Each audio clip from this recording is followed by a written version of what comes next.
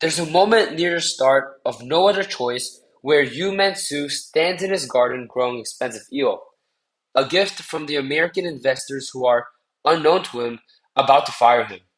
He calls his family over, wraps his arms around them and sighs, "I've got it all." It is one of the most efficiently doomed opening scenes in recent memory. But here's the thing. What Man-soo means when he says, "I've got it all," is really, "I have my job." The house, the family, the life, all of it is downstream of 25 years at Solar Paper. Park Chan-wook's 2025 black comedy No Other Choice is, at its core, a film about a man who cannot tell the difference between who he is and what he does. And it uses that confusion to devastating, darkly funny effect. Matsu is a paper industry expert, and he is genuinely excellent at it. He can fix a feeder jam with his eyes closed. His expertise won him awards. It bought him back his childhood home, funded his daughter's cello lessons, kept the dogs fed, and the Netflix subscription running. His profession didn't just provide for his life, it was his life. So when the American buyout arrives and he is laid off, despite objecting, despite being invaluable, his first response is to promise his family he will be back in paper within 3 months. Not a job, specifically paper. When his wife Miri starts making practical adjustments, such as cutting costs, eventually taking a job at the dental clinic, Matsu cannot bring himself to do the same. 13 months later, he is still submitting exclusively to paper industry positions. The film treats this not as stubbornness, but as something closer to a crisis of selfhood. To restrain or pivot or adapt would be to admit that the version of himself he has built over 25 years no longer exists. This is where the film gets quietly devastating before it gets funny. Mansoor doesn't resist change because he's lazy. He resists it because change would require him to grieve an identity, and he has no idea how to do that. What makes Park's screenplay so sharp is that Mansoor doesn't just kill rivals, he keeps meeting versions of himself. As he infiltrates the lives of his targets, he repeatedly finds men who are older and boozier reflections of where he is heading. They too refuse to pivot. They too clung to a dying industry.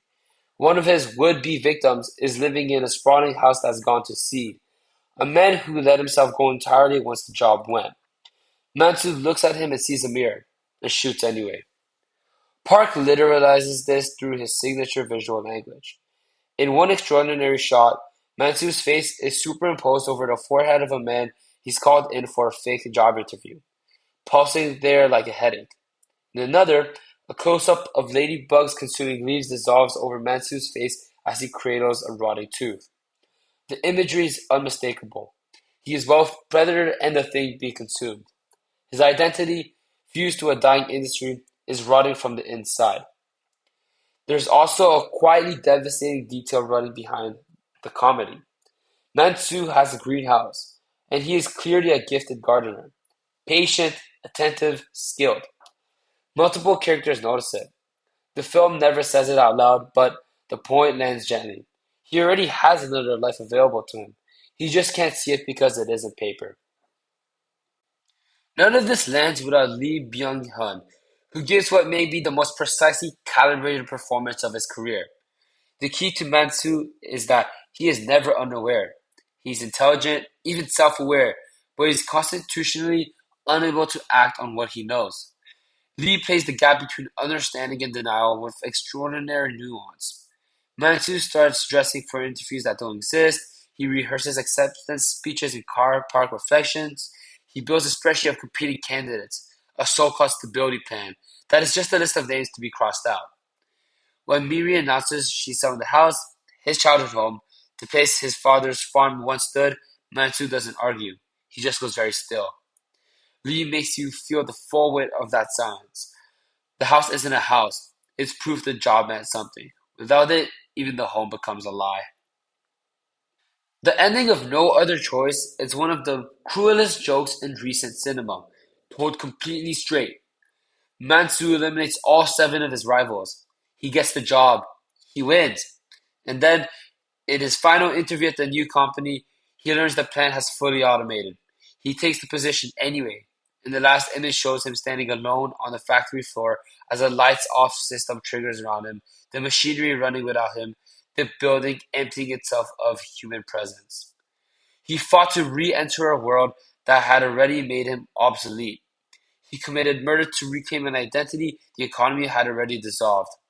And note how the film's title is first spoken by the company that fires him, "We have no other choice," before being echoed by Mansu himself as justification for every killing.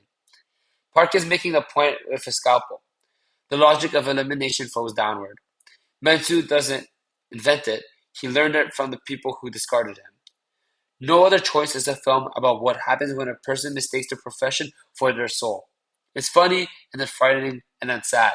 And the best thing about it is that Park never tells you which one to feel.